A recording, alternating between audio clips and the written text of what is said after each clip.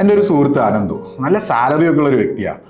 അനന്തു ഒരു ദിവസം എൻ്റെ അടുത്ത് വന്ന് പറഞ്ഞു, എനിക്ക് നല്ല സാലറി ഒക്കെ ഉണ്ട്, ഞാൻ കുറച്ച് വർഷങ്ങളായി ജോലി ചെയ്യാനും തുടങ്ങിയിട്ട്. എല്ലാവരും പോലെ മാസത്തിൻ്റെ തുടക്കത്തിൽ സാലറി അക്കൗണ്ടിലേക്ക് ക്രെഡിറ്റ് ആവും. പിന്നെ വീട്ടു ചെലവും ഫ്രണ്ട്സുമായിട്ടുള്ള കറക്കവും മുൻ മാസങ്ങളിലെ ചെറിയ കടങ്ങളും ഒക്കെ വീട്ടിൽ കഴിഞ്ഞാൽ മന്തെൻ്റെ ആവുമ്പോഴത്തേനും പൈസ കാലിയാവും. ഇതിൽ ഞാനൊരു അപകടം കാണുന്നുണ്ട്. എനിക്കിപ്പോൾ 30 വയസ്സായി.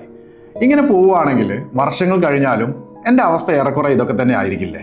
സോ എനിക്ക് പ്രോപ്പറായിട്ട് മണി മാനേജ് ചെയ്യണം, എനിക്ക് ഇൻവെസ്റ്റ് ചെയ്യണം. പക്ഷെ എനിക്ക് പേടിയാ, എവിടെ ഇൻവെസ്റ്റ് ചെയ്യണം, ഇനി ഇൻവെസ്റ്റ് ചെയ്താൽ ആ പൈസ എനിക്ക് നഷ്ടമാകുമോ? അപ്പം ഞാൻ അവൻ്റെ അടുത്ത് പറഞ്ഞു, നിനക്ക് ഇൻവെസ്റ്റ്മെൻറ്റ് ഏറ്റവും അത്യാവശ്യമായിട്ടുള്ളൊരു കാര്യം തന്നെയാണ്. So this is class 1 of personal finance series. ഞാൻ Nikhil Karoth. Welcome to Percap personal finance academy. ഇന്ന് നമ്മൾ പഠിക്കാൻ പോകുന്നത് 1. എന്തിന് നിങ്ങൾ ഇൻവെസ്റ്റ് ചെയ്യണം, 2. നിങ്ങളുടെ ഇൻവെസ്റ്റ്മെന്റ് ജേർണി എവിടെ തുടങ്ങണം, 3. എത്ര നിങ്ങൾ ഇൻവെസ്റ്റ് ചെയ്യണം, എന്തിന് നിങ്ങൾ ഇൻവെസ്റ്റ് ചെയ്യണം. നമുക്ക് എൻ്റെ സുഹൃത്ത് അനന്തുവിനെ ഉദാഹരണമാക്കിക്കൊണ്ട് തന്നെ അതിനെക്കുറിച്ച് സംസാരിക്കാം. അപ്പോൾ അതിൽ കുറച്ച് അസംഷൻസ് ഉണ്ട്. 1. അനന്തുവിൻ്റെ മന്ത്ലി സാലറി 50,000 രൂപയും എക്സ്പെൻസസ് 30,000 രൂപയും സേവിങ്സ് 20,000 രൂപയും ആണ്. 2. എല്ലാ വർഷവും 10% സാലറി ഹൈക്കുണ്ട്. 3. ജീവിത ചിലവുകൾ 8% വെച്ച് എല്ലാ വർഷവും ഉയരും. 4. അനന്തുവിന് 30 വയസ്സുണ്ട്, 55ാമത്തെ വയസ്സിൽ റിട്ടയർ ചെയ്യണം, അതായത് ഇനി 25 വർഷം ജോലി ചെയ്യണം. 5. അനന്തുവിന്റെ എക്സ്പെൻസ് കൂടുന്നില്ല.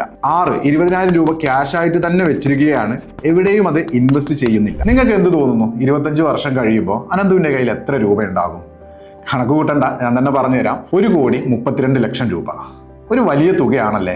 പക്ഷെ ഒരു കാര്യം പ്രത്യേകം ശ്രദ്ധിക്കണം, അനന്തു ജീവിതത്തിൽ യാതൊരുവിധ അപ്ഡേറ്റ്സും നടത്തുന്നില്ല, ജീവിത നിലവാരം മെച്ചപ്പെടുത്തുന്നുമില്ല. ഇതിൽ എന്തെങ്കിലും രീതിയിലുള്ള മാറ്റം സംഭവിച്ചാൽ ഈ തുക വീണ്ടും കുറയും. പിന്നെ ഇതിലേക്ക് ഇൻഫ്ലേഷനും കൂടെ ആഡ് ചെയ്യുകയാണെന്നുണ്ടെങ്കിൽ 25 വർഷങ്ങൾക്ക് ശേഷം ഈ ഒരു തുക അത്ര വലിയൊരു തുകയൊന്നും ആയിരിക്കില്ല. പണം വെറുതെ വെക്കുന്നതിന് പകരം അത് ഇൻവെസ്റ്റ് ചെയ്തിരുന്നെങ്കിൽ 25 വർഷം കൊണ്ട് ഈ ഒരു തുക 3 മടങ്ങെങ്കിലും ആകുമായിരുന്നു. അതായത് ഏകദേശം 3.96 CR, അതായത് 4 കോടി രൂപ. അപ്പൊ പണം ഇൻവെസ്റ്റ് ചെയ്യുന്നത് അടിപൊളിയല്ലേ? എന്തിന് നിങ്ങൾ ഇൻവെസ്റ്റ് ചെയ്യണം എന്നുള്ളതിന്റെ ആദ്യ ഉത്തരം ഇൻഫ്ലേഷനെ മീറ്റ് ചെയ്യാൻ. നമ്മുടെയൊക്കെ പാരൻസ്, അതായത് അച്ഛൻ്റെയും അമ്മയുടെയും കാലത്ത് സ്കൂൾ ഫീസ് എത്ര രൂപയാണ് എന്ന് നിങ്ങൾ എന്തെങ്കിലും ചോദിച്ചിട്ടുണ്ടോ? അത് ഏകദേശം 250 രൂപ 500 രൂപയൊക്കെ ആയിരുന്നു. നമ്മുടെ കാലമായ സമയത്ത് അത് ഏകദേശം 15,000 രൂപ മുതൽ 25,000 രൂപ വരെയാണ്. ഇനി നമ്മുടെ കുട്ടികളുടെ കാലമാകുമ്പോൾ അത് എത്ര രൂപ ആയിരിക്കും എന്ന് നിങ്ങൾക്ക് അറിയോ? ഏകദേശം 1 ലക്ഷം 1.5 ലക്ഷം രൂപയൊക്കെ ആയിരിക്കും സ്കൂൾ ഫീസ് വരുന്നത്.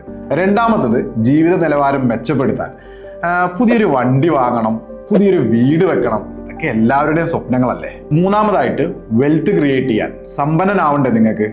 അപ്പോൾ ഈ 3 കാര്യങ്ങൾക്കായി പണത്തെ ഇൻവെസ്റ്റ് ചെയ്യണം. എവിടെയും വെറുതെ ഇരിക്കാൻ സമ്മതിക്കരുത്, പണിയെടുക്കാൻ വിടണം, നമുക്ക് വേണ്ടി കൂടുതൽ പൈസ ഉണ്ടാക്കി തരാൻ. അപ്പോൾ ഈ 3 പ്രധാനപ്പെട്ട കാര്യങ്ങൾക്കായി 1. ഇൻഫ്ലേഷനെ മീറ്റ് ചെയ്യാൻ, 2. ജീവിത നിലവാരം മെച്ചപ്പെടുത്താൻ, 3. സമ്പന്നനാവാൻ നമ്മൾ നിർബന്ധമായിട്ടും ഇൻവെസ്റ്റ് ചെയ്തിരിക്കണം. ഇപ്പോൾ നമ്മൾ സുഹൃത്ത് അനന്തുവിന് മനസ്സിലായി ഇൻവെസ്റ്റ് ചെയ്യണമെന്ന്. പക്ഷേ എത്ര ഇൻവെസ്റ്റ് ചെയ്യണം? നിങ്ങൾക്ക് ഇൻവെസ്റ്റ് ചെയ്യാൻ ഒരുപാട് ഓപ്ഷൻസ് ഉണ്ട്. ETF, മ്യൂച്വൽ ഫണ്ട്സ്, സ്റ്റോക്കുകൾ എന്നിങ്ങനെ. ഇതിൽ ETF 100 രൂപ മുതൽ 150 രൂപ വരെ നമുക്ക് ഇൻവെസ്റ്റ്മെന്റ് സ്റ്റാർട്ട് ചെയ്യാം. മ്യൂച്വൽ ഫണ്ട്സിലാണെങ്കിൽ 500 രൂപ വെച്ചിട്ടും ഒരു മ്യൂച്വൽ ഫണ്ട് സ്റ്റാർട്ട് ചെയ്യാൻ പറ്റും. ഈ പറഞ്ഞതിൻ്റെ അർത്ഥം ചെറിയ എമൗണ്ടിന് പോലും ഇൻവെസ്റ്റ്മെന്റ് സ്റ്റാർട്ട് ചെയ്യാം. അപ്പോൾ ഇൻവെസ്റ്റ്മെന്റ് സ്റ്റാർട്ട് ചെയ്യാത്ത ആളുകൾ തീർച്ചയായിട്ടും ചെറിയ എമൗണ്ട് വെച്ചിട്ട് ഇൻവെസ്റ്റ്മെന്റ് സ്റ്റാർട്ട് ചെയ്യുക. അങ്ങനെ എൻ്റെ സുഹൃത്ത് അനന്തു ഇൻവെസ്റ്റ് ചെയ്യാൻ തയ്യാറായി സുഹൃത്തുക്കളെ.